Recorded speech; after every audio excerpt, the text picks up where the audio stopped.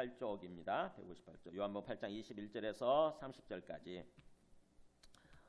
항상 성경 말씀적으로 보게 되면은 설교 시간보다도 이 말씀을 읽는 시간이 원래 메인 시간이고 이게 중요한 시간입니다. 원래 성경에 보면은 에스라가 그 성경 말씀 읽을 때 모든 사람들이 일어나서 주님의 말씀 읽잖아요. 21절부터 조한면을 기도가 시겠습니다. 다시 이르시되 내가 가리니 너희가 나를 찾다가 너희 죄 가운데서 죽겠고 내가 가는 곳에는 너희가 오지 못하리라. 유대인들이 이르되 그가 말하기를 내가 가는 곳에는 너희가 오지 못하리라 하니 그가 자결하려는가. 예수께서 이르시되 너희는 아래에서 났고 나는 위에서 났으며 너희는 이 세상에 속하였고 나는 이 세상에 속하지 아니하였느니라. 그러므로 내가 너희에게 말하기를 너희가 너희 죄 가운데서 죽으리라 하였노라. 너희가 만일 내가 그인 줄 믿지 아니하면 너희가 너희 죄 가운데서 죽으리라. 그들이 말하되 너가 누구냐? 예수께서 이르시되 나는 처음부터 너희에게 말하여 온 자니라. 내가 너희에게 대하여 말하고 판단할 것이 많으나 나를 보내시니가 참되심에 내가 그에게 들은 그것을 세상에 말하노라 하시되 그들은 아버지를 가리켜 말씀하신 줄을 깨닫지 못하더라. 이에 예수께서 이르시되 너희가 인자를 든 후에 내가 그인 줄을 알고 또 내가 스스로 아무것도 하지 아니하고 오직 아버지께서 가르치신 대로 이런 것을 말하는 줄도 알리라. 나를 보내신 이가 나와 함께 하시도다. 나는 항상 그가 기뻐하시는 일을 행함으로 나를 혼자 두지 아니하셨느니라. 이 말씀을 하심에 많은 사람이 믿더라. 아멘. 앉으시겠습니다. 네, 앞에서 그 간음하다가 붙잡힌 여인이 있었지요. 그리고 그들을 돌로 치려고 하는 사람들, 그들이 예수님의 말씀을 듣고 영적인 눈을 뜨지요. 그죠? 영적인 눈 뜹니다. 그게 생명의 빛이 비친 거예요. 그들한테. 그러니까는 그들이 어떻게 보면 영적으로 살아나기 시작하는 거죠. 영적으로 생명을 얻기 시작하는 거예요. 아, 이게 여인도 내가 육신의 삶을 살고 있었구나. 내가 육신을 따라서 내 육신의 정욕을 따라서 죄를 지으면서 사망의 삶을 살고 있었구나라고 깨달은 거고요. 근데 주님께서 용서해 주셔서 이제는 그런 삶을 살지 마라라고 한 거죠. 그래서 그 여인도 이제 새로운 삶을 살기 시작했을 것입니다. 주님으로부터 용서받고 이렇게 사는 게 제대로 된 삶이 아니구나. 그래서 육신의 삶에서 벗어나서 이제 영적인 삶, 성령을 따라 살아가는 그런 삶을 살기 시작했을 거예요. 소위 영생의 삶, 구원의 삶을 살기 시작했을 거예요. 그리고 또 그를 향해서 돌로 치려고 했던 그 바리새인들, 서기관들, 유대인들, 이 사람들도 주님의 말씀을 듣고 양심의 가책을 느낀 거죠. 양심의 빛이 비친 거예요. 양심이 살아나기 시작한 것입니다. 양심이.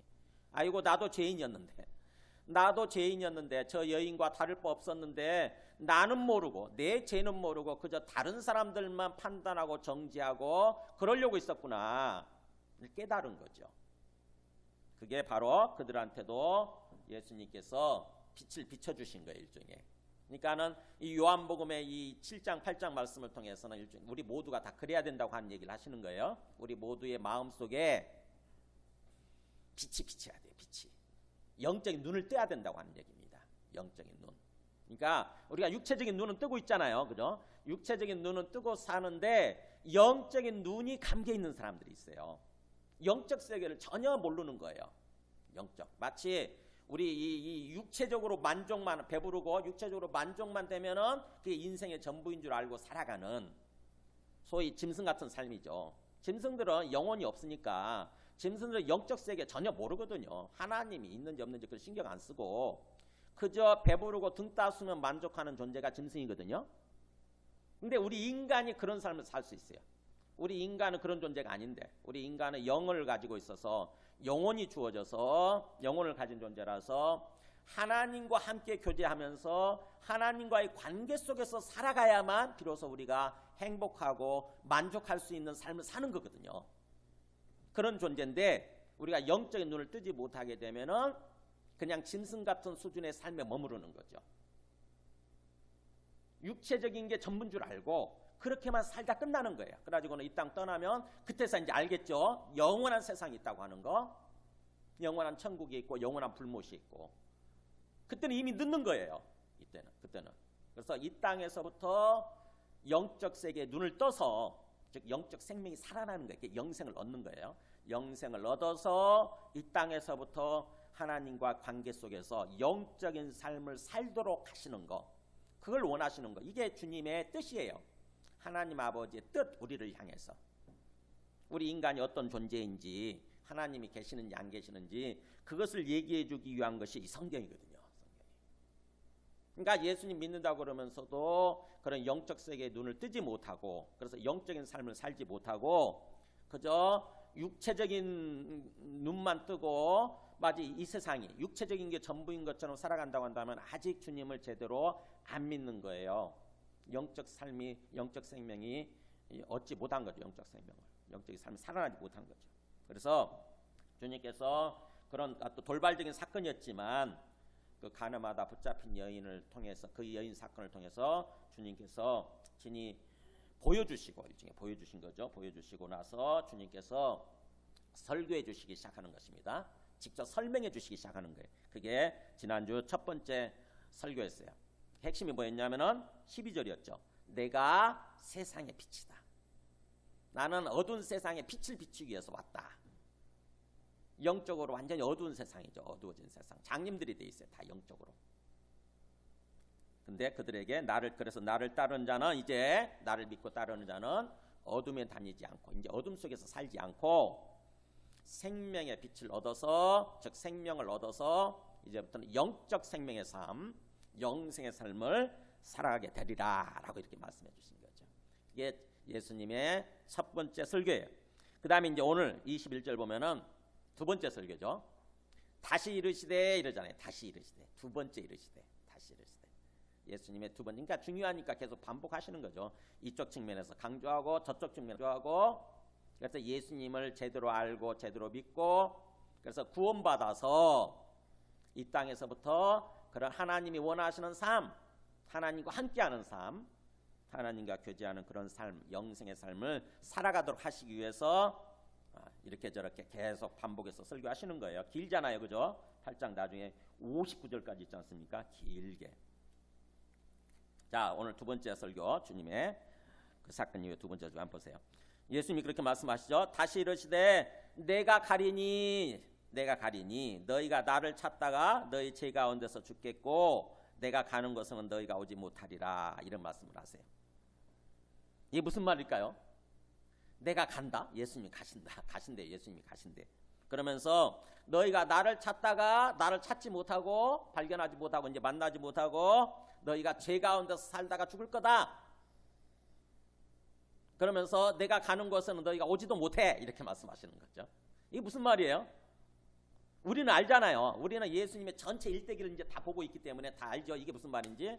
예수님이 뭐예요? 십자가에서 죽으시죠? 죽으시고 3일 만에 부활하시죠? 그 다음에 40일 후에 하늘로 올라가시죠? 그러면 예수님이 가신다는 얘기는 뭐예요, 이게? 이분이 하늘로부터 오셨다가 하늘로 가신다는 얘기구나 하는 걸 우리가 알게 되는 거죠. 그러면 하늘로부터 오셨다 하늘로 가신다는 얘기는 예수님이 어떤 분이란 얘기예요? 바로 하늘에서 오셨다 하늘로 가시는 분, 하나님의 아들, 하나님이란 뜻이에요. 하나님의 아들, 하나님. 그러니까 예수님을, 우리가 예수님의 말씀을 통해서 예수님이 어떤 분인가를 제대로 아는 거, 이게 일단 출발점이에요. 이게 예수님이 어떤 분인가를 제대로 아는 거. 어떤 분이냐? 바로 하늘로부터 오셨다 하늘로 가시는 분, 하나님의 아들. 이분이 주님과 그리스도라고 하는 거죠. 우리 아까 찬송했죠? 예수는 그리스도, 예수는 주. 예수님이 하나님의 아들이심에도 불구하고 이 땅에 우리를 구원하시기 위해서 그리스도로 오셨다, 구원자로 오셨다고 하는 것을 인식하는 거예요. 그리고 주님으로 인식하는 것입니다. 인식 일단 필요해요. 인식, 아는 거. 의식하기 전에 예수님이 하나님의 아들이시고, 즉 하나님이시고 주님이시고 그리스도이시구나라고 일단 아는 게 중요해요. 그래서 예수님이 그랬잖아요. 24절에 끝에 그랬죠. 24절 끝에 너희가 만일 내가 그인 줄 믿지 아니하면 너희 죄 가운데 죽으리라. 예수님이 바로 그분이라는 사실을 알아야 된다고 하는 거죠. 예수님이 바로 그분이라는 사실을 알고 믿어야 된다. 그렇게 안 되면 너희가 하나님이 계신지도 모르고 영적 세상에 있는지도 모르고 영적 생명이 있는 줄도 모르고 그저 육체적인 생명이 전부인 양, 그저 이 세상이 전부인 줄 알고 죄 가운데서 살다가 죽게 될 거다. 이렇게 얘기하는 거예요.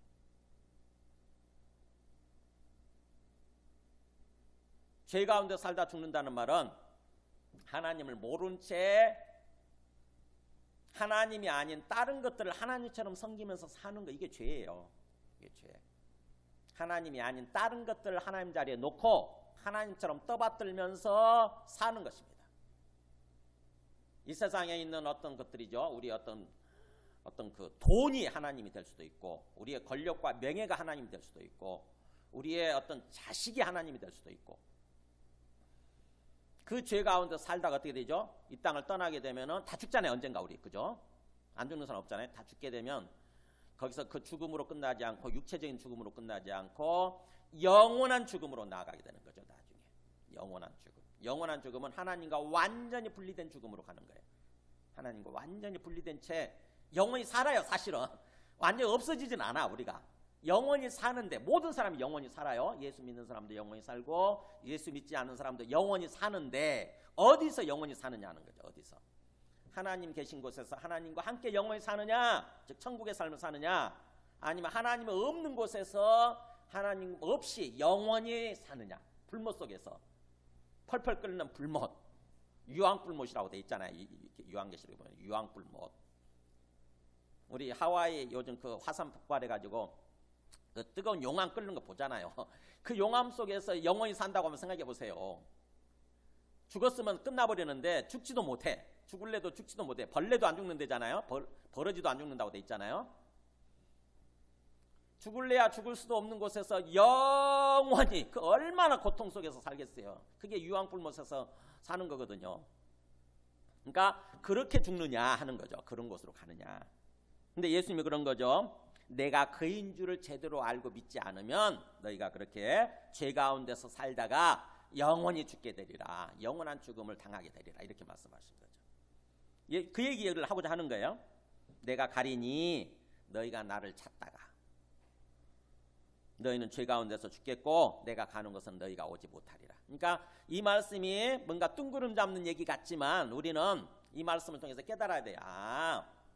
예수님은 하늘로부터 오셨다가 하늘로 가신다는 얘기구나. 그래서 예수님이 이 땅에 오신 하나님의 아들이시고 주님이시고 그리스도이시구나. 근데 이걸 몰라보게 되면 이걸 몰라보고 계속 뭔가 찾는 거죠. 구원자를 찾아요. 계속.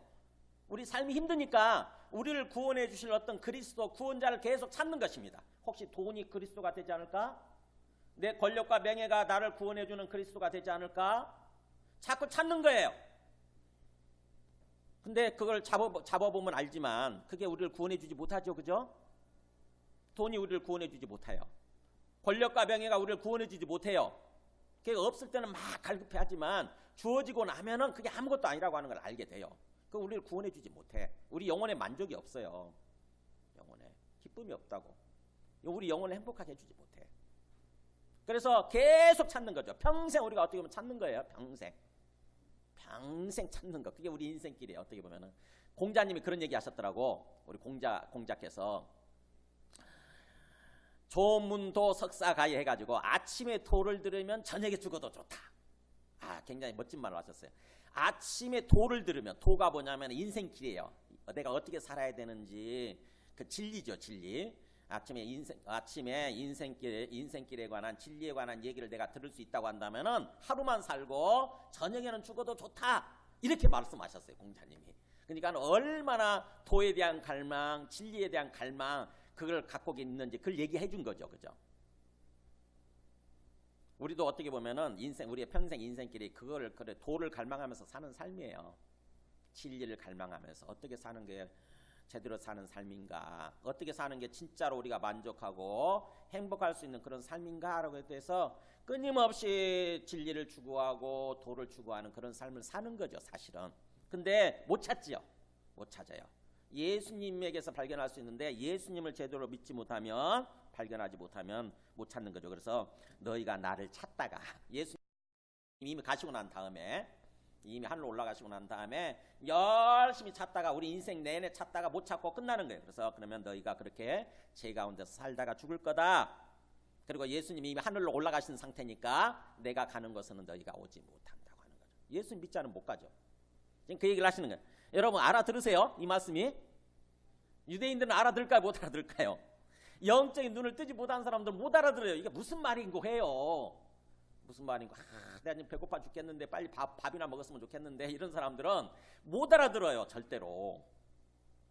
유대인들이 마찬가지. 유대인들이 보세요. 계속 그렇게 예수님을 못 알아보고 핍박하고 박해하고 그랬던 그 유대인들, 사내들인 공회 지도자들이죠. 그 사람들이 뭐라고 그럽니까? 보세요. 22절에 유대인들이 이르되 그가 말하기를 내가 가는 곳에는 너희가 오지 못하리라, 이런 말을 하니 이게 무슨 뜻이지? 이런 거죠. 이게 무슨 말인가? 저 사람이 자결하려고 그러는가?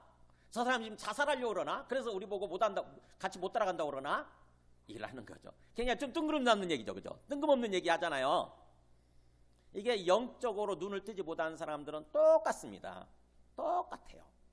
예수님이 어떤 말씀을 해도 쟤 뭔 소린고, 한국말인데 분명히 한국 글씨로 돼 있는데, 한글로 돼 있는데 무슨 말인지를 못 알아듣는 거예요. 그러니까 영적 세계에 눈을 뜨지 못하고 이 땅의 삶만이 전부인 줄 안다면은, 그래서 육체적인 생명만이 전부고 이 세상이, 보이는 이 세상이 전부라고 생각하면서 살아가는 사람들은 예수님의 말씀을 읽어도, 이 요한복음을 읽으면서 못 알아듣습니다. 저도 그랬어요. 저도 신앙생활 초창기 때 이 요한복음이 굉장히 은혜롭다고 해서 막 읽으라고 그래서 읽는데, 우리 영적 선배들 읽으라고 해서 읽는데 무슨 말인지 잘 모르겠더라고. 도대체 이게 무슨 말이야, 이게 예수님 하시는 말씀이. 알 것도 같고 모를 것도 같고. 빗끌리는 게 자꾸 예수님하고 나하고 대화가 자꾸 빗끌리는 거예요. 자살하려고 그러나? 그러잖아요. 자살하려고 그러나? 예수 저 작자가 지금 자살하려고 그러나? 그러니까 예수님이 설명해 주십니다. 23절에 했죠. 예수께서 이르시되 너희는 아래에서 났고 나는 위에서 났으며. 그러니까 너희 생명은 뭐예요? 아래에서 태어나, 육신적으로 태어나 그냥 육체의 생명만을 가진 존재고, 반대로 나는 위로부터 태어난 존재다. 하늘로부터. 즉 영적인 존재라고 하는 거죠. 영적 생명을 가진 존재. 영적 생명을 가진 존재. 예수님이 이 똑같은 얘기를 니고데모한테 한 얘기 기억나세요? 니고데모한테 3장에서 말씀하셨죠. 3장. 우리 지금 8장 하고 있으니까 몇 장만 넘기면 보니까 가보세요. 3장에 가서 보면 3장에 니고데모한테 뭐라고 말씀하신 적이 있냐면 3장 3절에 그런 얘기했어요. 예수께서 대답하여 이르시되, 눈으로 따라오세요. 3장 3절에 니고데모한테, 니고데모는 사내들인 공의 지도자고, 그래서 성경을 나름대로 안다고 하는 사람이에요. 유대 종교 지도자입니다. 근데 예수님이 뭐라고 하냐면은, 예수께서 대답하여 이르시되 진실로 진실로 너희에게 이르노니 사람이 거듭나지 않냐면 하나님 나라를 볼 수 없느니라, 이렇게 얘기했어요. 사람이 거듭난다, 두 번 태어난다 뜻이잖아요. 사람이 두 번 태어나지 않으면 하나님 나라 볼 수 없어. 그러니까는 니고데모가 이해를 못하고 4절에 그랬잖아요. 니고데모가 이르되, 아니 사람이 늙으면, 내가 이렇게 나이 먹고 늙었는데 아마 적어도 50, 60은 됐을 거예요. 아마 니고데모가 그때 당시. 사람이 이렇게 늙으면, 내가 이렇게 늙었는데 어떻게 다시 태어날 수 있습니까? 두 번째 어머니 뱃속에 들어갔다가, 두 번째 모태에 들어갔다가 나오라고요? 이렇게 대답을 하는 거예요. 이해를 못하죠. 그죠? 예수님의 말씀이 이해가 안 되는 거예요. 지금 니고데모도. 두 번 태어나야 돼, 거듭 태어나야 된다고 그러니까, 아니 내가 이렇게 어른이 됐는데 어떻게 어머니 뱃속에 어떻게 다시 들어갔다가 다시 태어나라고, 이게 말이 되는 소리를 해야지 예수께서. 그러니까 예수님이 뭐라고 그러냐면 5절에 그랬죠. 예수께서 대답하시되 진실로 진실로 너희에게 이르노니 사람이 물과 성령으로 나지 아니하면 하나님 나라에 들어갈 수 없느니라. 뭐예요? 물과 성령으로 거듭나는 거. 물은 세례죠. 세례받고 죄를 씻음받고 그 다음에 성령을 받아서 영적으로 태어나는 거, 영적으로 생명을 얻는 거. 그래야 그게 바로 하나님 나라, 하나님이 통치하시는 삶 속에 들어가는 거다. 하나님 나라에 들어가는 거다 이런 얘기를 하는 거죠. 그러면서 육으로 난 것은 육이고 영으로 난 것은 영이다. 그러니까 육신을 따라서 태어나는 것은 육신의 생명이고 반대로 성령을 통해서 성령을 따라서 태어나는 것은 영적 생명이다 라고 얘기를 하시는 것입니다. 그러니까 내가 얘기하고자 하는 것은 육신의 생명이 아니라 영의 생명, 성령을 통해서 태어나는 영적 생명에 대해서 얘기하는 거다. 그러니까 7절에 그랬죠. 내가 너에게 거듭나야 하겠다는 말에 대해서 이상하게 여기지 마라 이렇게 얘기한 거예요. 거듭나. 이 거듭나야 하겠다는 말, 이게 바로 그 3절에 보면은 3절에서 사람이 거듭난다고 할 때 거듭이라고 하는 곳에 숫자가 써 있는 거 보이세요? 거듭난다고 하는 앞에 숫자 있으세요? 여러분 성경에? 숫자 없어 있어야 되는데 제 성경에 3자라는 숫자가 있는데 사람이 거듭 3절에서 3절 사람이 거듭나지 않냐면 할 때 거듭난다고 할 때 거듭 앞에 숫자 있어가지고 그 밑에 보면은 뭐라고 돼 있어요? 3번 그 앞에 밑에 보면은 위에서라는 말 있잖아요. 위에서. 그러니까 거듭난다고 하는 표현은 다른 말로 하면은 위에서 태어난다는 뜻이에요. 위로부터. 즉 다시 말하면 성령을 받아서 영적으로 태어나는 거, 이게 거듭난다는 표현이에요. 다시 태어난다는 뜻입니다. 이게. 그러니까 예수님이 오늘 본문으로 돌아왔어요. 다시 오늘 본문으로 돌아와서 예수님이 나는 위에서 났다는 말이 그런 뜻입니다. 그러니까 근본적으로 예수님은 성령을 받아서 지금 육체의 생명을 가지고 계시지만 하늘로부터 태어나신 성령으로 말미암아 태어나신 영적 생명을 가지고 계시는 그런 분이시라고 하는 거죠. 그러면서 너희는 그래서 육신으로 태어나서 이 세상에 속해 있지만, 즉 이 세상의 주인인 줄 알고 이 세상에 속해서 이 세상에 매몰돼서 삶을 살고 있지만 나는 이 세상에 속하지 않았다. 나는 이 세상에 지금 존재하고 있지만 이렇게 발 딛고 살고 있지만 이 세상에 속한 존재가 아니다. 이 세상에 매몰된 존재가 아니라고 하는 거죠. 영적 생명의 삶을 살고 있다고 하는 것입니다. 주님이야말로 영생의 삶을 살고 계시는 거예요. 영생의 삶. 그러기 때문에 24절에 그러기 때문에 내가 너희에게 말하기를 너희가 그렇게 나를 알아보지 못하고 너희가 너희 죄 가운데서 죽을 거다 이렇게 말했다고 하면서 너희가 만일 내가 그인 줄 믿지 않냐면 정말 내가 어떤 존재인지 나를 바로 그분으로, 예수님을 바로 그분으로 제대로 알고 인식하고 제대로 믿지 않으면, 의식하면서 살지 않으면 바로 너희가 그렇게 죄 가운데서 살다가 죄 가운데서 죽게 될 거다라고 얘기를 하시는 거죠. 그러니까는 우리가 예수님이 이 땅에 오신 이유, 목적이 뭐냐? 우리로 하여금 뭐예요? 영적 생명을 얻어서 영적 세계에 눈을 떠서 이 땅에서부터 영생의 삶을 살아가도록 하기 위해서 하나님과 함께 더불어서 영적으로 연합이 돼서 사는 것입니다. 영적 생명의 삶을 살아가도록 하기 위해서 오신 거예요, 예수님이. 그러니까 우리가 예수님을 믿는다고 하는 것은 바로 그런 삶을 살아야 되는 거예요, 이 땅에서부터. 예수 믿는 게 죽어서 천국 가는 게 결코 전부가 아니에요, 여러분. 그렇게 생각할 때 문제가 생기는 거야. 죽어서 천국 가는 게 전부라고 생각할 때, 죽어서 천국 가는 것만이 구원이라고 생각할 때, 구원을 그렇게만 생각할 때 문제가 생기는 거예요. 요한복음은 철저하게 이 땅에서 영생의 삶을 사는 거, 이 땅에서 하나님과 연합이 되어져 가지고 하나님과 함께 삶을 사는 거, 이것을 말씀하고자 하는 거예요. 자, 그랬더니 알아들으면 좋은데 알아들을까요? 못 알아들을까요? 참 우리가 육신에 사로잡히면요 참 그게 어렵더라고요. 아무리 얘기를 해도요 귀에다 대고 막 어떻게 보면은 귀가 터져라고 얘기를 해도 못 알아듣더라고. 이게 참, 그래서 저도 그게 참 답답한데 어쩔 수 없죠. 그거는 성령께서 은혜를 베풀어 주셔서 깨닫게 딱 해주셔야 되는데, 감동시켜 주셔서 빛이 딱 비쳐야 돼요. 우리 마음속에 빛이 비쳐. 아 그렇구나, 무릎을 탁 치면서 아 그렇구나라고 돼야 돼. 아 그렇구나, 이게 진짜구나, 진짜 영적 생명을 얻는 거고 영적 세계가 있구나, 우리가 영적 삶을 살아야 되는 거구나, 이렇게 깨달아야 되는데 언젠가는 우리 아직 그렇게 되지 않은 분들도 그런 날이 올 거라고 믿습니다. 그래서 제가 지치지 않고 포기하지 않고 계속 말씀을 전하는 거예요. 자, 여기 보면은 주님이 그렇게 말씀하실 때 역시 깨닫지 못하는 사람들 나오죠. 유대인들이. 자, 반응이 보세요. 어떻게 반응 보이나? 25절 보세요. 뭐라고 얘기합니까? 그들이 말하되 뭐라고 그럽니까? 그들이 너가 누구냐 그러잖아요. 너가 누구냐. 예수님이 내가 그인 줄 알아봐야 된다. 내가 그인 줄 믿어야 된다. 이렇게 말씀하니까 너가 누구냐 그래요. 이 너가라는 말이 원어를 보면 니까짓게 이렇게 되어 있습니다. 니까짓게. 니까짓게 뭔데? 이런 뜻이에요. 니까짓게 뭔데? 그러니까 예수님에 대해서 영적인 눈이 열리지 못하니까 자존심 상한 거죠. 기분이 상한 거예요. 예수님 말씀을 듣고 기분이 되게 상한 거예요. 내가 그인 줄 알아보지 못하면, 내가 그인 줄 믿지 아니하면 죄 가운데서 살다가 죄 가운데 죽을 거다 그렇게 얘기하시니까 기분이 되게 상한 거죠. 니까짓게 뭔데? 이렇게 한 거죠. 니까짓게 뭔데? 그러니까 예수님이 뭐라고 설명하십니까? 뭐라고 말씀하세요? 나는 처음부터 너희에게 말하여 온 자니라 이렇게 말씀하잖아요. 나는 처음부터 너희에게 말하여 온 자니라. 이게 무슨 말일까요? 처음이란 말이 무슨 말이에요? 세상 처음부터, 세상 처음부터,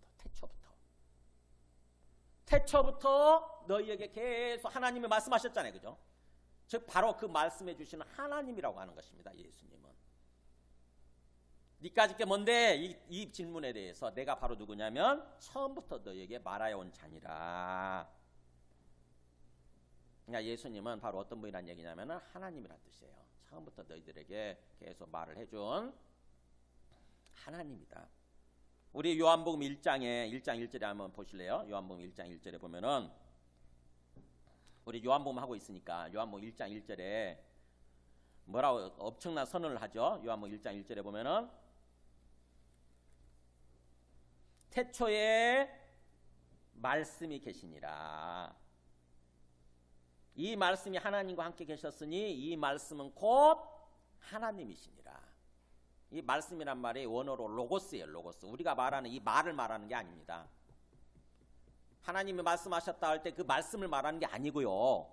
여기서 이 말씀은 인격체로서의 어떤 그 존재를 얘기하는 거예요. 인격체로서 존재. 우리가 이렇게 같은 우리말로 이렇게 번역을 하면서 그런 식으로 번역을 하다 보니까 오해를 하는 사람들이 참 많이 있는데 어떻게 이 말씀 문자가 이 말이라고 하는 게 어떻게 하나님이겠어요? 그러니까 그게 아니고 여기서 로고스예요. 로고스. 여기 로고스는 그 헬라 아니 이방인 그 헬라 사람들이 그때 당시 성경이 요한복음 쓰여지던 당시에 헬라 사람들이 하나님이란 존재를 어떤 식으로 표현했냐면은 세상의 모든 근원을 만드신 그런 분을 얘기할 때 지적인 측면에서 얘기할 때는 로고스 이렇게 하고 뭔가 감정적인 측면에서 얘기할 때는 뭔가 그 어떤 그 에토스 이렇게 얘기를 하고 또는 뭔가 의지적인 측면에서 얘기할 때는 판토스 이런 식으로 나눠서 얘기를 했어요.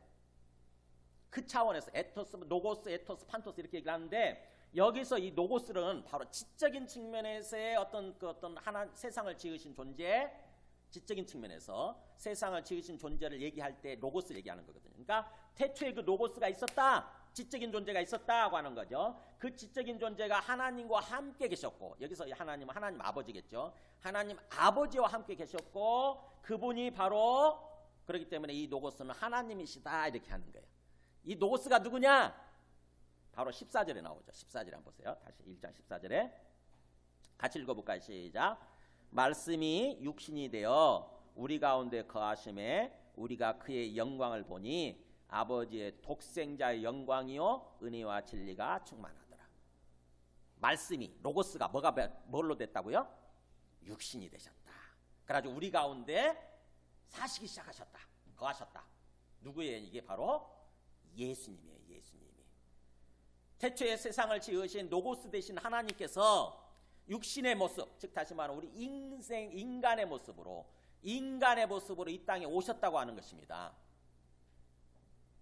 그래서 우리가 그분의 영광을 보게 됐는데 그분의 영광을 볼 때 바로 이분이 아버지의 독생자의 영광이구나. 그러니까 하나님 아버지가 유일하게 낳아서 유일하게 보내신 아들 독생자 그분의 영광이더라라는 것입니다. 그분의 영광. 그러니까 독생자란 말은 하나님 아버지로부터 직접 나오신 유일한 존재 이런 뜻이에요. 유일한 아들. 우리 4대 성인 중에서 공자님이 계시고 부처님이 계시고 마호메트가 계시고 예수님을 말하죠. 다 훌륭하신 분들이지만 하나님 아버지가 직접 보내신 아들 되시는 분은 예수님밖에 없다고 하는 것입니다. 공자님도 독생자가 아니고 부처님도 독생자가 아니고 마호메트도 독생자가 아닌 거예요. 오직 예수님만이 하나님 아버지의 독생자이신 거예요. 그러니까 독생자라는 말을 이해할 때도 그렇게 하셔야 돼요. 뭐 외아들 이렇게 번역을 하잖아요, 우리가 보통. 그러니까 외아들이란 말을 들으니까 아이고 불쌍하게 느껴지는 거예요. 나는 자식을 6명이나 낳았는데 어떻게 하나님 아버지는 능력이 없어 갖고 딱 외아들 독자만 두셨을까? 그것도 독자를 보내서 우리를 위해서 죽게 만들었을까? 그러니까 불쌍한 거예요, 하나님 아버지가. 그게 오해예요, 오해. 하나님 아버지가 능력이 없으셔서 자식을 하나만 두셨겠어요? 하나님 아버지께서 우리에게 보내신 유일한 아들, 유일한 존재란 뜻입니다. 독생자라는 말은. 그래서 우리 사도신경에 외아들로 번역이 되어 있는데 그 고친다고 그랬는데 지금 고쳤는지 어쩐지 모르겠어요. 또 사람들한테 자꾸 오해를 불러일으키니까 지금도 제 성경에는, 제 표지에는 그 외아들 우리 주 예수 그리스도를 믿사오니 이렇게 돼요. 외아들로 되어 있네. 외아들이 아니고 하나님으로부터 나오신 오직 유일하신 분. 그러니까 예수님이 바로 하나님 아버지로부터 직접 오신 유일한 아들, 독생자 하나님이시라고 하는 것입니다. 그래서 바로 우리 다시 본문으로 돌아와서요. 그러니까 예수님은 바로 우리가 예수님을 알아보고 믿을 때 그런 분으로 믿어야 된다고 하는 거예요. 하나님 아버지로부터 직접 나오신 유일한 존재, 하나님의 아들로 믿어야 된다고 하는 거예요. 주님과 그리스도로. 그래서 그분으로 믿지 않으면 우리가 죄로부터 구원받지 못하고 계속해서 죄 가운데서 살다가 하나님 없이 하나님과 분리된 모습으로 살다가 영원히 하나님과 분리된 곳으로 가는 거예요. 영원히. 그래서 예수님이 그랬죠. 나는 처음부터 너희에게 말하여 온 자니라. 즉 내가 그렇게 처음부터 태초부터 너희들에게 말씀을 해준 그 존재다. 그러면서 그러기 때문에 26절에 그러죠. 내가 너희에 대하여 말하고 판단할 게 많다. 그랬겠어요. 많다. 하나님이시니까. 그렇잖아요. 하나님이 인간의 모습으로 오셨으니까 우리 인간의 모습들을 보면서 얼마나 말씀하실 게 많겠어요. 얼마나 판단하실 게 많겠어요. 저 엉터리 삶을 살고 있잖아요. 엉터리. 우리 인간들이 하나님을 잊어버린 채 하나님 계신지도 모르고 저게 삶의 전부인 양 저렇게 완전 죄악 가운데 빠져가지고 사망의 삶을 살고 있지 않습니까? 우리 삶이라고 하는 게 사망의 삶이에요. 죽음의 삶이에요. 죽음의 삶. 내가 육체적으로 움직이고 있긴 하지만, 그래서 살아있는 것 같지만 사실은 살아있는 생명의 삶을 살고 있는 것이 아니라 죽음의 삶을 살고 있습니다. 우리 인생이라고 하는 게. 이 땅에서 죽음의 삶이에요. 그러니까 곤고하고 힘들죠. 그죠? 사는 게 힘들잖아요. 죽음의 삶을 살고 있기 때문에 그래요. 죽음의 삶을. 그러면은 내가 뭔가 여기서 내가 이렇게 이 삶들이 이렇게 힘들까? 인생이라는 게 이런 걸까라고 생각을 하고 우리의 구원자를 찾아야 되잖아요. 그리스도 구원자.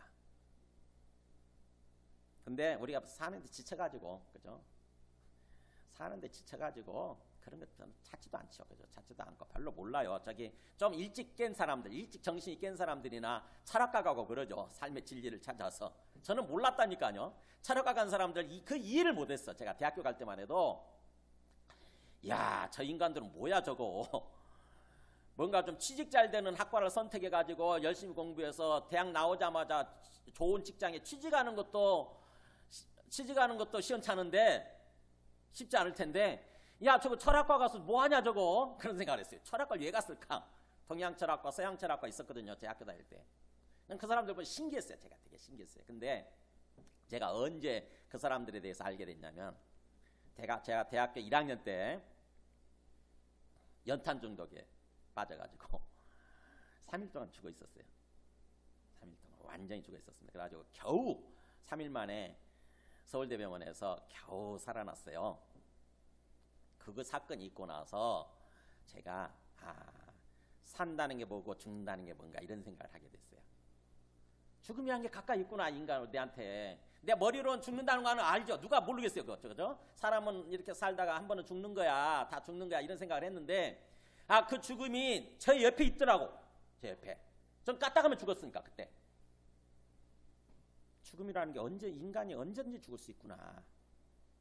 언제든지 죽을 수 있구나. 이런 생각이 딱 드니까, 가슴에 들어오니까 그 다음부터요. 제 마음속에 생각의 중심이 뭐냐면은 산다는 게 뭐고 죽는다는 게 뭔가에 대해서 자꾸 이제 고민을 하는 거예요. 죽고 나면 끝이더라고. 죽고 나면 아무것도 아니더라고. 그렇게 막 추구했던 것들 있잖아요. 제가 성공하기 위해서 저는 그때 당시에 저의 인생의 목표는 오직 고시 공부에서 고시 패스에서 세상적으로 성공하고 출세하는 거였어요. 그러다 보니까는 고시 공부하고 있었는데 고시책 다 사다 놓고 대학 1학년 때니까 고시 공부 시작을 했는데 죽으면 끝이라는 생각이 드니까 그게 중요한 게 아니더라고. 의미가 없는 거예요. 의미가 죽고 나면. 심지어는 밥 먹는 것도 의미가 없더라고. 그래서 밥맛도 입맛도 다 잊어버리고 공부하는 것도 재미가 없고 이 문제가 해결되지 않으면 그래서 맨날 어떻게 하냐. 학교 가서 수업도 제대로 안 들어가고 수업 들어가서도 딴 생각하고 있고 계속 그 문제에 집중하는 거예요. 산다는 게 뭐고 죽는다는 게 뭡니까? 죽는다는 게 뭡니까 도대체? 인생은 이 땅에서 인생을 산다는 게 뭡니까? 그런 식으로 해서 6개월 이상을 보냈어요. 아니 한 학기를 보냈어요. 그랬더니 학사경고 딱 나오더라고. 학사경고. 그러니까 그냥 정신이 번쩍 들더라고. 아이고 이러다가 그때 당시 학사경고 2번 맞으면 잘리는 거였거든요. 제가 졸업정원제 세대라서. 전두환 정권 시절에 절정제 세대의 절정제 30% 더 뽑아가지고 학사경고 2번 맞으면 자르는 거 있잖아요. 그냥 정신 번쩍 들더라고. 그때 공부도 이제 해야 되겠다. 그래서 공부를 새롭게 하려고 하고 그러면서 성경 읽기 시작했는데 성경에서 진리를 발견한 거예요. 그 전에 물론 다른 것들 막 봤죠. 불경도 보고 이것저것 철학서도 막 보고 근데 답이 없었는데 성경을 읽다가 로마서를 읽다가 답을 딱 발견했어요. 아, 예수님이 진리구나. 예수님이. 그래서 그때 제가 철학과 간 사람들 마음을 이해했어요. 와, 저 사람도 놀랍네. 나는 먹고 사는 것만 전부여가지고 그것만 오직 집착을 했는데 저것들은 도대체 어떻게 된 게 저 나이에 벌써 인생 문제를 알았을까? 산다는 게 뭐고 죽는다는 게 뭔지를 알았을까? 이런 생각이 들더라고요. 여러분이 아직은 모를 거예요. 뭔가 먹고 사는 거에 지치면 먹고 사는 거에 쫓기는 삶을 살면 별로 그런 거 생각하지 않습니다. 산다는 게 뭔지 죽는다는 게 뭔지 이 세상이 뭔지 이렇게 잘 생각 못해요. 근데 한계를 느끼면 여러분 인생에서 한계를 느낄 때가 와요. 하나님 반드시 그걸 주십니다. 하나님을 찾도록. 그래서 인생에서 한계를 느낄 때가 오면 그때 생각하게 되는 거예요. 내 건강에 이상이 생겨가지고 당신 앞으로 조금 있으면 죽습니다 라는 판정을 들으면 그때 생각을 하는 거죠. 또 내 뭔가 경제 사업이 파산당해가지고 경제적으로 일생 동안 벌어놓은 것들 다 무일푼이 되면 그때는 또 깨닫게 돼요. 아, 돈이 전부가 아니었네. 이것도 돈이 내 건 줄 알고 돈만 벌어놓으면 행복할 줄 알았는데 그것도 아니구나. 이거 언제든지 없어질 수 있는 거구나. 권력, 명예요. 내가 막 성공하고 출세하면 국회의원 되고 장관 되고 대통령 자리까지 올라가면 행복할 것 같죠? 올라가 보면 또 아무것도 아니에요. 그걸 깨닫게 되는 거죠. 한계를 느끼게 되면 우리 인생의 막다른 골목에 이르게 되면 그때 비로소 우리 인생의 진리가 무엇인지 어떻게 살아야 되는지를 깨닫게 되는 거예요. 주님은 그 기회를 반드시 주십니다. 우리로 하나님을 찾도록 하기 위해서, 하나님 만나도록 하기 위해서. 그래서 예수님이 오셔서 내가 너희에 대해서 말하고 판단할 게 많다 그런 거예요. 하나님의 관점에서 볼 때는 우리 인생이라고 하는 존재가 너무 불쌍한 존재예요. 아무것도 모르는 채 그저 어떻게 보면은 먹고 사는 게 전부고 배부르고 등 따스면 전부인 것처럼 살아가고 있는 어떻게 보면 짐승처럼 하나님의 형상을 닮은 존재인데 신적인 삶을 살아가야 되는데 우리가 그런 삶을 전혀 알지 못하고 그저 개, 돼지, 동물처럼 그렇게 삶을 살고 있는 우리 인생들 보면 얼마나 불쌍하겠어요. 얼마나 불쌍하겠어요. 우리가 자식을 볼 때 생각해보세요. 우리 어린 자식들이 부모와의 관계 속에서 정말 행복한 삶을 살아갈 수 있는데 그걸 모르고 그저 거지처럼 살았다고 한번 생각해 보세요. 거지처럼. 우리 부모가 자식을 볼 때 얼마나 불쌍한 존재예요. 하나님이 보실 때 그런 것입니다. 내가 너희에 대해서 말할 게 많고 정말 판단할 게 많다.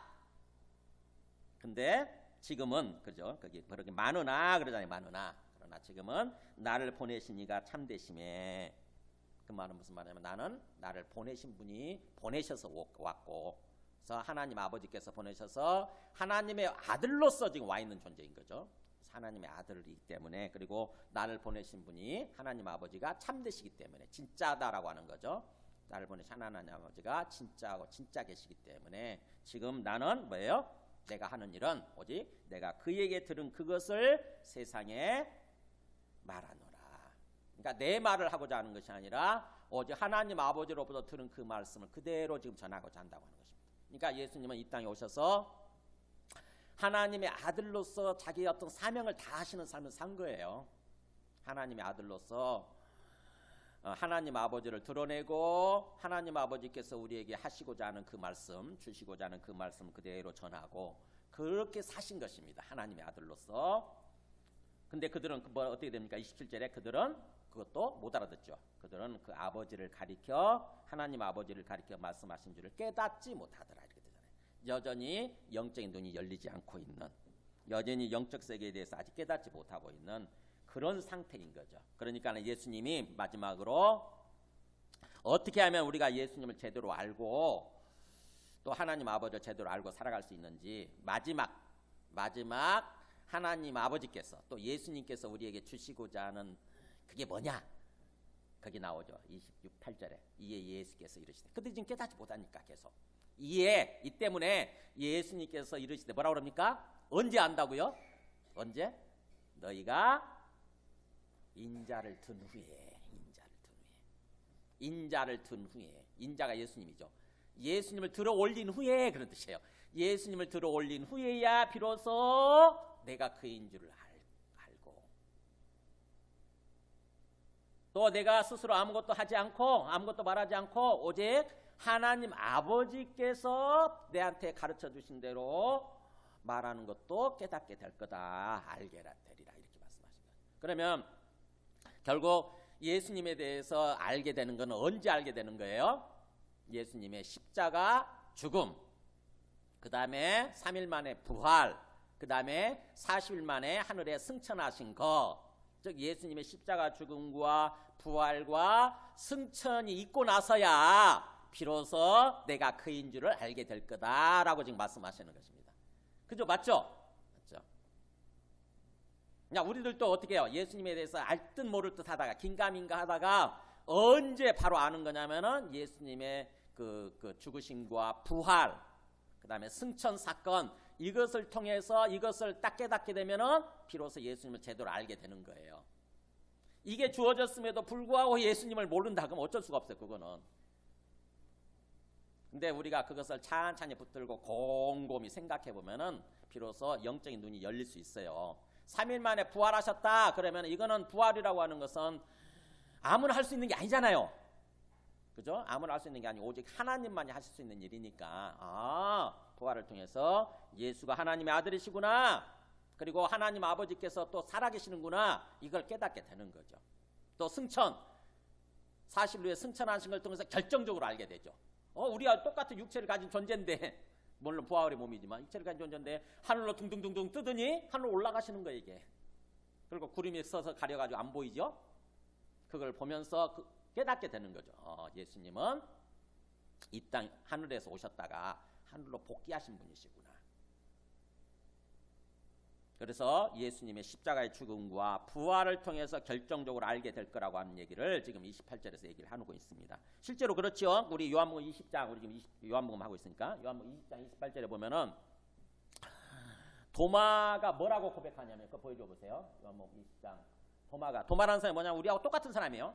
굉장히 현실적이고 굉장히 이성적이고 굉장히 똑똑한 사람이에요. 나름대로. 다른 제자들이, 도마를 제외한 다른 제자들이 부활하신 예수님을 만나가지고 야 예수님이 부활하셨더라, 우리 선생님께서 부활하셨더라 이렇게 얘기를 하니까 도마가 뭐라고 그러냐면은 정신 좀 차려라 그랬어요. 정신 좀 차려라. 말이 되는 소리를 해라. 이 세상의 모든 존재는 다 죽고 끝나는데 예수님께서 선생님께서 내가 3일 전에 죽은 거 봤거든. 3일 전에 십자가에 못 박혀 죽은 거 봤다. 창으로 옆구리 찔렀을 때 옆구리에서 피도 나오고 물도 다 나오지 않았냐. 근데 그런 선생님이 부활했다고? 이게 말이 되는 소리 해야지. 말이 되는 소리. 그로부터 그 일이 있고 나서 8일 후에, 여드레 후에 진짜로 부활하신 예수님이 딱 나타난 거예요. 도마 앞에. 그래서 도마한테 뭐라고 그러냐. 도마야, 네 말대로 내 손을 봐라. 이 손에 못자국 이걸 보고 네 말대로 네 손가락을 내밀어서 찔러봐라 한번. 실제로 못에 박힌 자국인지 찔러봐라. 그렇게 얘기를 하세요. 그리고 또 내 옆구리를 딱 보여주시면서 이 창에 찔린 자리, 네 말대로 네 손을 내밀어서 창으로 찔린 이 자리에 손을 넣어봐라 그래요. 확인했겠죠? 도마가 확인하고 나서 하는 고백이 이거예요.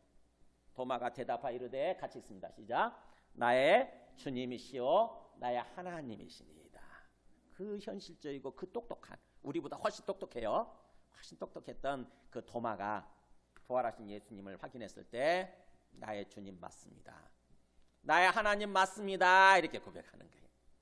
이 도마의 고백이 모든 제자들의 고백이에요. 우리들의 고백이기도 하고. 부활을 통해서 비로소 예수님이 그냥 인간 예수가 아니라 진짜로 이 땅에 오신 하나님의 아들 하나님이셨구나. 이렇게 고백하는 거예요. 하나님이셨구나. 그렇기 때문에 나의 주님이시구나. 나의 주님, 나의 주인이시구나. 내 생명의 주인이시고 내 삶의 주인이시구나. 이렇게 고백을 하는 것입니다. 이게 예수 믿는 거예요. 이게 예수 믿는 거. 그러니까 항상 예수님을 하나님으로, 지금도 하늘에 살아계시는 하나님으로, 그 다음에 나의 주님으로 고백하면서 의식하면서 주님과 함께 삶을 사는 거, 이게 예수 믿는 거고 이게 구원받은 거예요. 지금 예수님은 그 말씀을 하고자 하는 거예요. 너희가 인자를 든 후에야 비로소, 인자가 하늘에 십자가에 들린 후에야 내가 그인 줄 알고, 내가 내 얘기를 한 것이 아니라 하나님 아버지께서 보내주신 그 사명대로 하나님 아버지의 말씀을 그대로 전했다고 하는 것을 깨닫게 될 거다. 그러면서 29절에 그랬죠. 나를 보내신 이가 나와 항상 함께 하도다.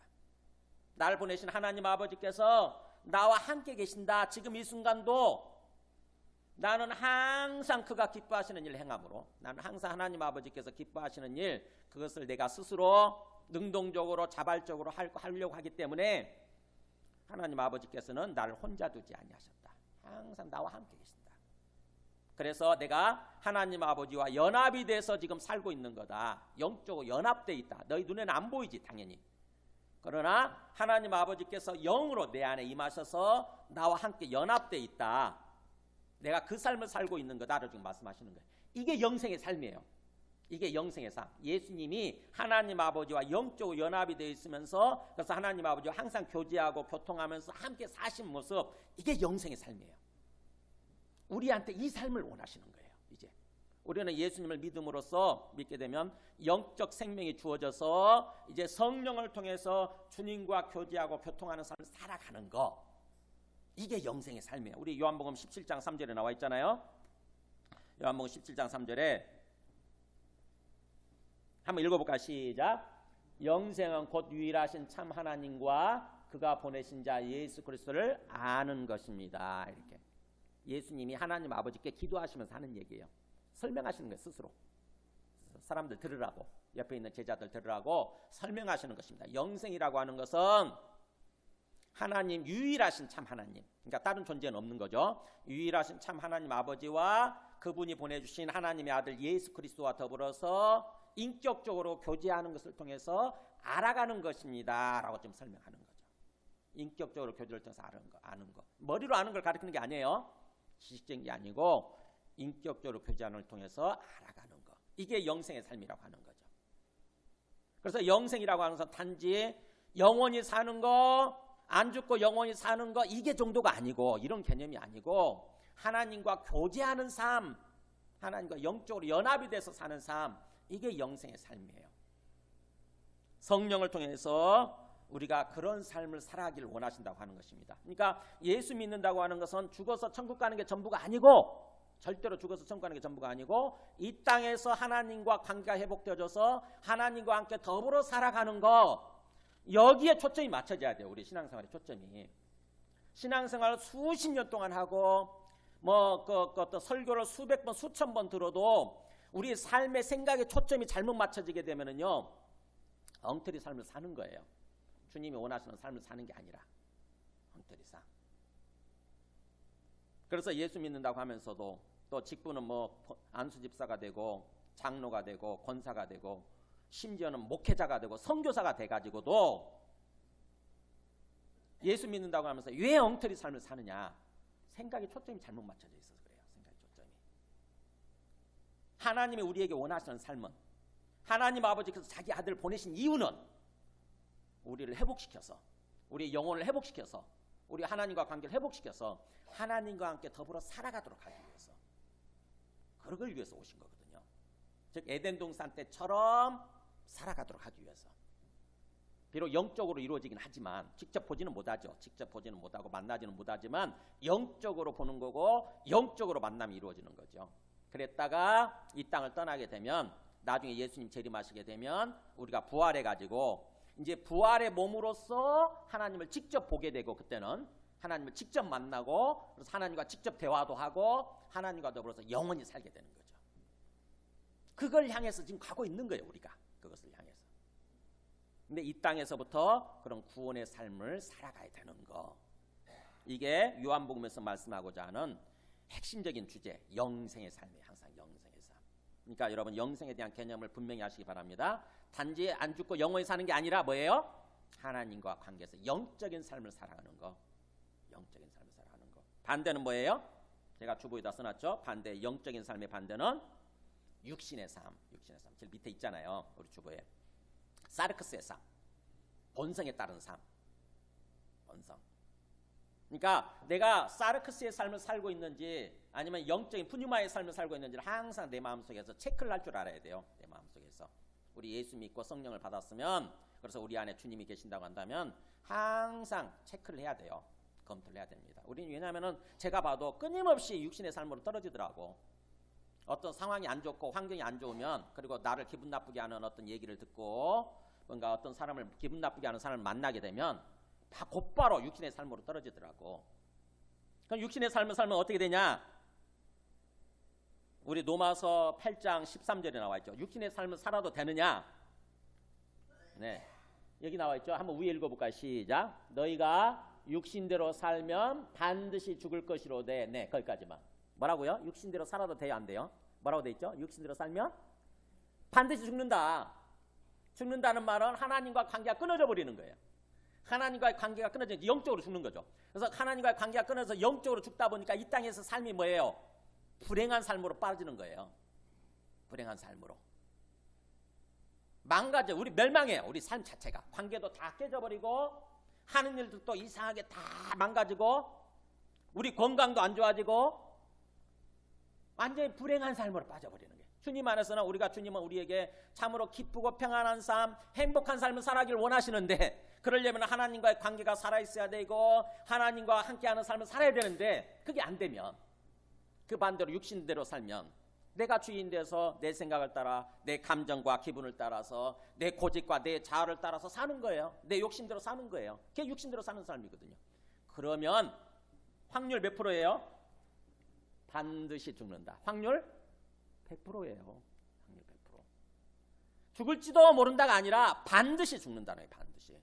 확률 100%인데 우리가 계속 뿌득뿌득 우기면서 그런 삶을 걸어간다고 한다면 그거는 어리석은 거잖아요. 그죠? 그건 어리석은 거잖아요. 안 그럴지도 몰라. 난 안 죽을지도 몰라. 아니요, 죽는다잖아요. 반드시 죽는다잖아요. 반드시. 내 생각을 내려놓으시고 꼭 경험해봐야만 아는 식으로 사지 마시고 그냥 그 구태여 우리 삶이 망할 필요가 뭐 있습니까? 그잖아요. 구태여 망하고 나서 깨달을 필요가 뭐 있죠? 우리 아담과 하와 선생께서, 우리 조상 아담과 하와께서 그랬잖아요. 하나님이 뭐라고 말씀하시냐면 너 그거 먹으면, 그 선악을 알게 하는 나무 열매 있잖아요. 너 그거 먹으면 반드시 죽으리라 그랬잖아요. 창세기 2장 27절에서 그랬죠. 너 그거 먹으면 반드시 죽으리라.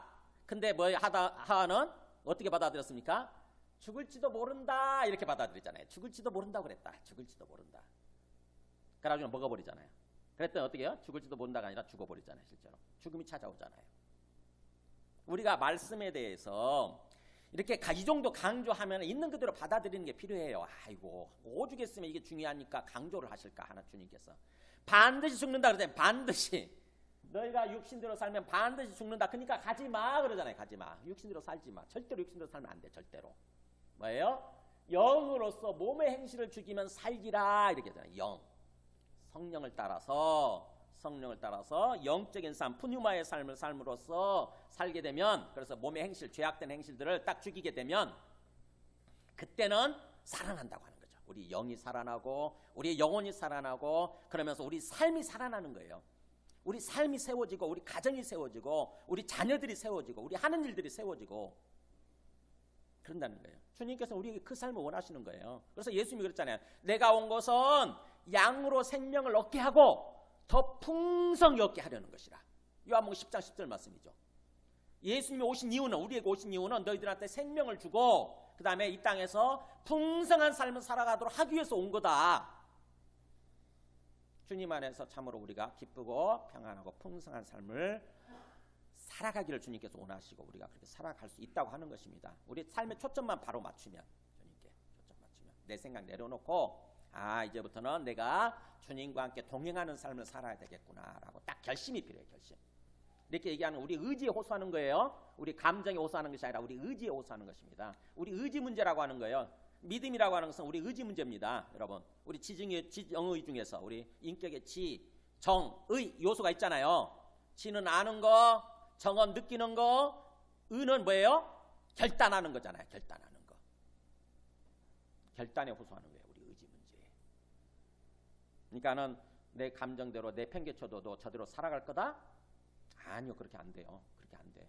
사탄이 내버려두지 않아요. 계속 우리로 하여금 잘못된 판단을 하게 만들고 잘못된 결정을 내리게 만들어요. 사탄이 계속 우리를 그렇게 미혹시키고 속여요. 그래서 우리가 결단하지 않으면은 나는 진짜 이제는 어떤 상황이 있어도 오직 내가 살아계신 주님을 믿고 주님 앞에서 내가 살아야 되겠다. 이렇게 결단하지 않으면 우리 감정에 속아요. 우리 기분에 속고. 말씀을 정리합니다. 요한복음을 통해서 예수님이 뭘 말씀하고자 하시는가에 대해 천천히 질문하면서 한번 귀를 기울여 보세요. 정말 예수님이 사실일까? 하나님이 살아계시는 게 사실일까? 예수님을 믿고 구원받는다고 하는 게 뭘까? 우리가 구원받았다고 한다면은 이 땅에서 어떤 삶을 사는 것일까? 이런 질문을 가지고 성경을 찬찬히 읽어보시고 주님의 말씀에 귀를 기울여 보시기 바랍니다. 제가 그 신천지에 빠진 사람들 상담하면서 그 얘기를 계속 해요. 그 사람들이 못 모르고 그렇게 살더라고. 보면은 못 모르고. 그래서 이만희가 이 땅에 온 새로 어떤 보면 새로운 구원자 이런 식으로 믿고 살아요. 이만희의 이름을 찬양하고 예배드리더라고. 정말. 근데도 그거를 받아들인다는 게 신기하잖아요. 우리가 볼 땐 그죠? 신기하죠? 근데 그렇게 빠져요. 우리도 빠져요. 그래서 정말 제 얘기가 중요한 게 아니고 여러분 스스로 하나님 말씀 앞에 서야 돼요. 여러분 스스로 하나님 말씀 앞에서. 그래서 하나님이 직접 여러분 심령에 빛을 비춰주시고 말씀해 주셔야 돼요. 여러분 스스로 깨달아야 돼. 그래야 비로소 그 말씀이 여러분께 되고 신앙이, 믿음이 하나님이 원하시는 그런 삶으로 세워지게 됩니다. 제 말만 들어가지고는요, 지금 들을 때는 아멘 하고 그럴 수 있지만 하루 지나면 없어져 버린다니까요. 다 까먹어요. 하루 지나면. 그런 식으로 살아왔기 때문에 수십 년 동안 신앙생활 해도 믿음이 세워지지 않는 거거든요. 그래서 주님의 말씀 앞에 직접 쓰시기 바랍니다. 그래서 주보에 제가 일부러 이게 굉장히 수고하는 거거든요. 이거 정리하는 거 쉽지 않아요. 설교를 제가 매주 이렇게 마무리하고 요약하고 정리해 놓는데 여러분이 성경을 읽으실 때 도움드리도록 하기 위해서 그렇거든요. 근데 다 팽개쳐버리고 가시는 분들이 있더라고. 그러지 마시고 하루에 한 번씩, 일주일도 하루에 한 번씩 읽으시면서 우리가 들은 말씀을 가지고 씨름을 하셔야 돼요. 본문을 가지고 진짜 그런 뜻인가 하고. 그래서 제가 요약해 놓은 것은 일종의 가이드거든요. 가이드. 도움드리는 거예요. 그래서 그것을 토대로 해서 이게 쌓이면 적어도 제가 볼 때는 한 몇 달만 이렇게 쌓이게 되면은 그 다음에는 스스로 여러분 영적인 진짜 빛입니다. 영적인 세계에 눈이 열려요. 그러면 진짜로 살아계신 하나님을 인격적으로 믿을 수 있게 되고 실제적으로 항상 주님이 내 안에 계시는구나, 진짜 나와 함께 계시는구나 이렇게 깨닫게 되고 믿게 되고 그러면 주님 앞에 교제하게 되는 거죠. 주님과 기도하게 되고 우리의 모든 상황을 놓고 우리의 모든 문제들 있잖아요. 그 문제들 놓고 어차피 내가 발버둥 쳐봤자 안 되는 건데 정말 주님과 함께 교제하면서 주님께 기도하는 삶을 살아가게 되면 주님께서 세워주시게 되는 거죠. 우리 함께 찬송하고 기도하겠습니다. 찬송가 287장. 그래서 여러분이 지금 가장 나를 괴롭히는 문제가 뭘까? 그걸 어떻게 해야 되나? 한번 지금 고민하고 계시겠지만 내 건강 문제, 내 경제적인 문제, 내 사업 문제, 또 내 자식 문제, 이 문제 있잖아요. 이 문제를 놓고 내가 붙들고 씨름하는 것이 아니라 그 문제와 나 사이에 주님이 계신다고 하는 것을 항상 생각하세요. 주님이 나와 함께 계신다.